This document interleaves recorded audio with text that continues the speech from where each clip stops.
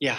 Okay. First one, talk to not this last guy, but the guy before him, and you were saying, which I agree with, you want to basically own and know the information for yourself. And if others want to join in or ask or seek guidance or suggestions, and that's great, you're doing it from that place, that feeling place where that's a very simple thing. And there is no proving to anybody. There's just a soft, subtle ownership of information. And if somebody chooses to want to have a tidbit of that, that's on them. And this is an important distinction to make also. Sure. Virtually 100% of them are asking, because everyone wants to feel better.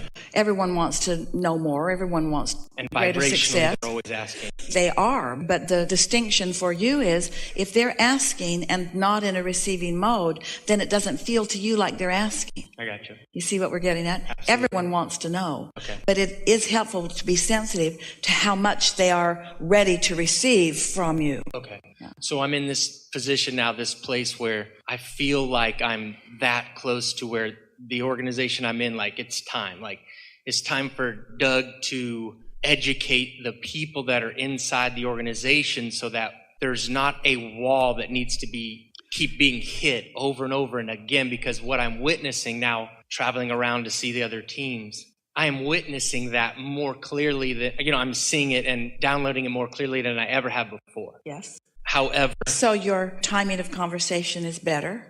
Your inspiration about what to say and when to say it is better. And they ask me. Yes. I'm not telling them, they're asking yes. me. Okay, but the thing is that. We have a question for you.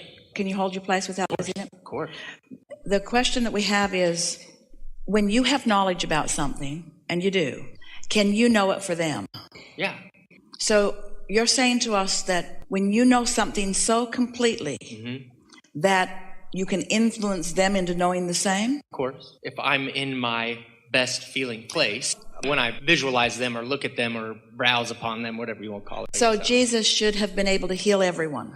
No, because they have to be the co-cooperative component. All right, that's the point. But I can choose to look at them the way I choose So that's why we worded the question the way we did. Yeah. Can you know for them? Or do you just hold your knowledge so completely so that there's a possibility, maybe even a greater probability, that they will come to know what you know? That's what In other words, their resistance can be softened by your knowing. Yes. Yeah. And the way I say it is, that's that part where I'm not responsible for them. I do my job, and then if they want to meet me with it, that's great. You're not responsible for their response to what you know about them. And you're not responsible for their response to your belief about them. And knowing that, you see how strong you are here. And knowing that will keep their doubt from influencing your knowing. Oh, yeah. This is what we've been talking about all morning, isn't it? If you know it, and you're not letting what they think about it interfere with what you know, then your influence is mighty. Yes.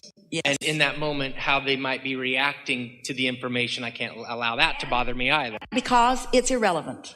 Yes, because I know. Because you know. Because I know. Yeah. Okay, so here's the deal, though. Like, the presentation obviously is much easier one-on-one, 1-on-3, 1-on-5, so on and so forth. What do you mean? Do I need to do background, or Just what do you mean it's easier one-on-one than what? Okay, so here's a perfect example. I just had an awesome conversation for about a 5-minute period with a dude who pitches for our staff right now in the big leagues, right? And he was like, "What do you got for me, Dougie?" And I was like, "What do you mean, what do I got for?" Like, he just got done throwing a bullpen, okay? And I was like, "What are you talking about? Major league pitching coach is right there. Just ask him," right? And he's like, no, I want to hear what you got. And I was like, "Are you sure you want to hear what I got?" And he's like, "Yeah, what do you got?" And I said, "Well, this is what I got." I said, "I don't really know you in the way of like, we have a lot of history with each other. But I have watched you on TV several times because I follow the team, the big league team on TV while I'm traveling." And I said, "I've seen you pitch." I said, I don't know why I'm getting choked up here. But anyways, I told him, I said, like, when I watch you, I see a self-defeated thought process going on. Like when you give up a hit or two in a row, I see you becoming defeated. And so I understand through the energy that you're giving off, like these are the thoughts that are going through your head or going through your mind at the time. And I'm like, that's okay. Like you can have those thoughts, but just understand you might not want to throw another pitch until you've allowed yourself a little bit of break from that feeling place, So we had a quick little back and forth on it, right? And he's like, "Hey, thanks, I appreciate it, da-da-da-da." That's easy in a one-on-one session. when I have 1 on 90 or 1 on 100, which I have in spring training, when I want to create an educational foundation for these guys. I can't hit them all during this, you know what I'm saying? Yes, we do, but we think you're missing the primary point in this. Okay. And that is, this person was asking. And when you said, are you sure you want to ask me? He emphasized that he was sure he wanted to ask you. And so the likelihood of him listening to your answer and receiving your answer, and the reason that you felt all choked up about it is because you answered it from your broader perspective. You gave it to him with such clear, clean energy. And so the likelihood of him not hearing you was almost non-existent. He had to hear you. Where when you're talking to a lot of people at the same time, a lot of them don't realize that you're talking to them. They don't realize because they haven't specifically asked you something. And so what is the dilemma that you're feeling? There's not enough time to catch them all one-on-one, or they're not asking you enough. Well, I guess what I'm saying is then, do I need to mind my business? So for example, the Chicago Cubs are now, I hear, they're doing meditation, and I'm like, motherfucker, because like every time...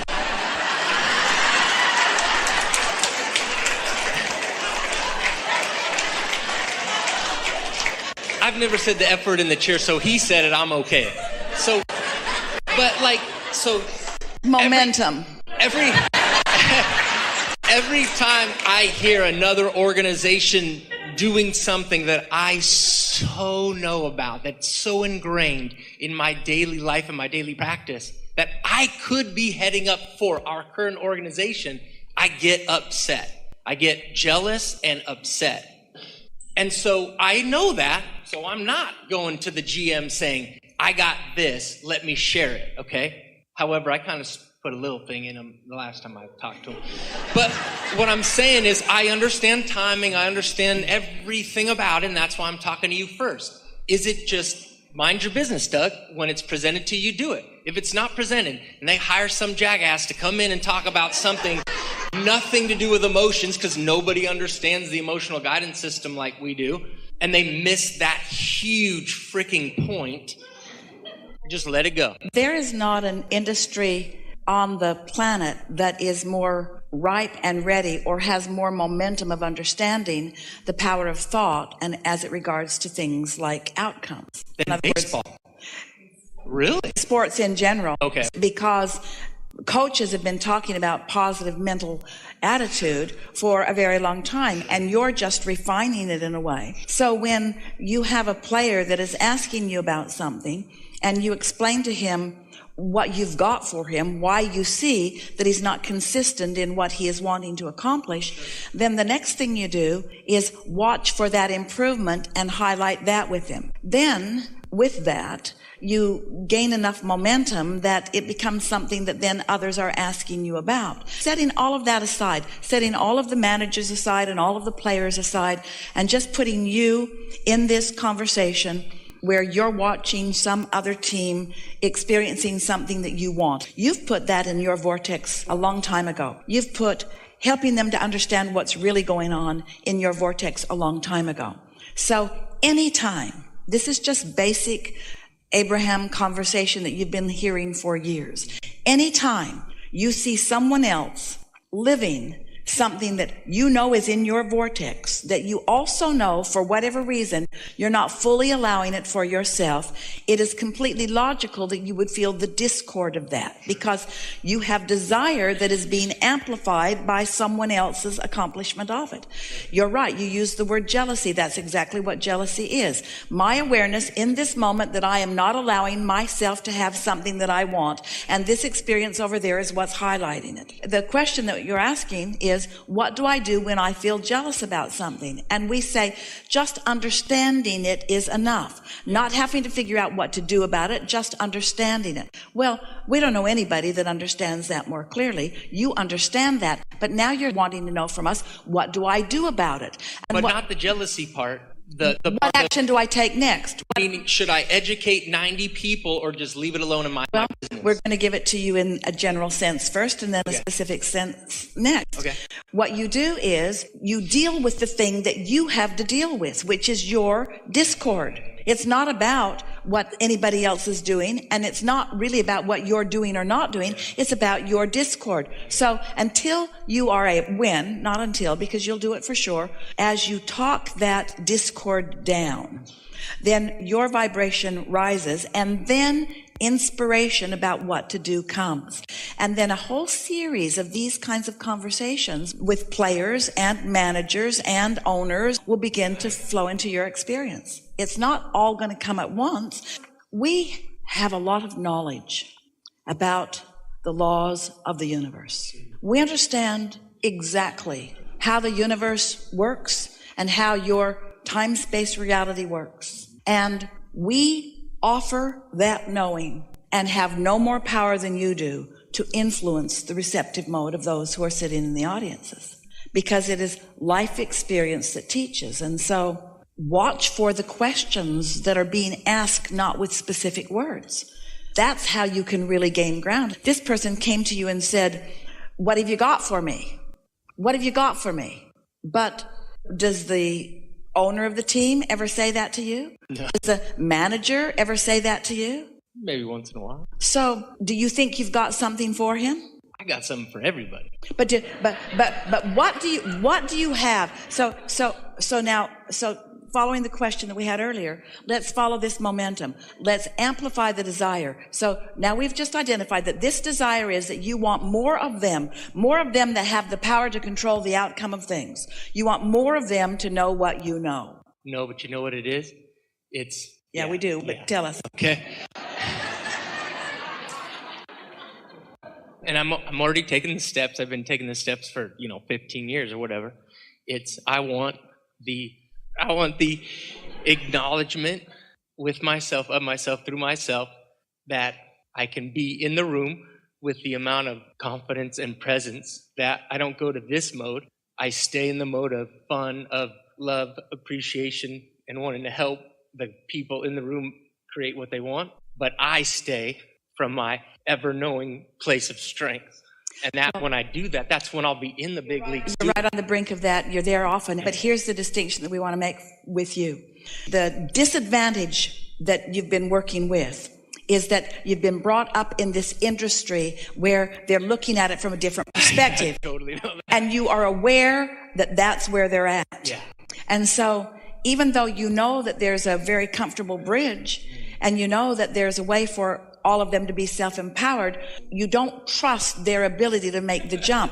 You trusted your ability to make the jump, but you don't trust their ability to make the jump. So that's why in the conversation with the pitcher that asked you, "What have you got for me?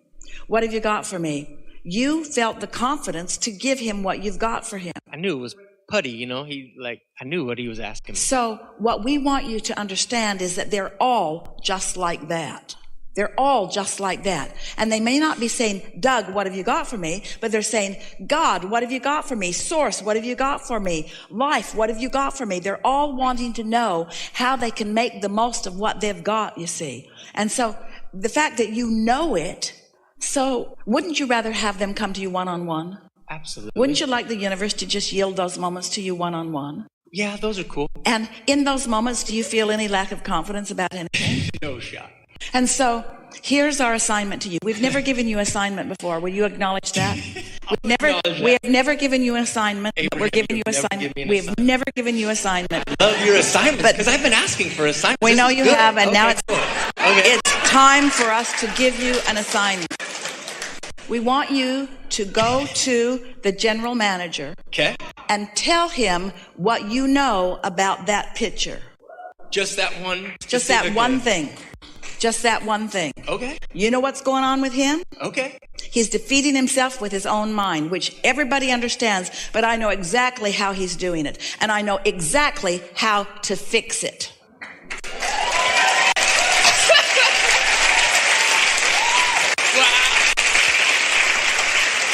And then say to him, "And if you don't believe me, watch me.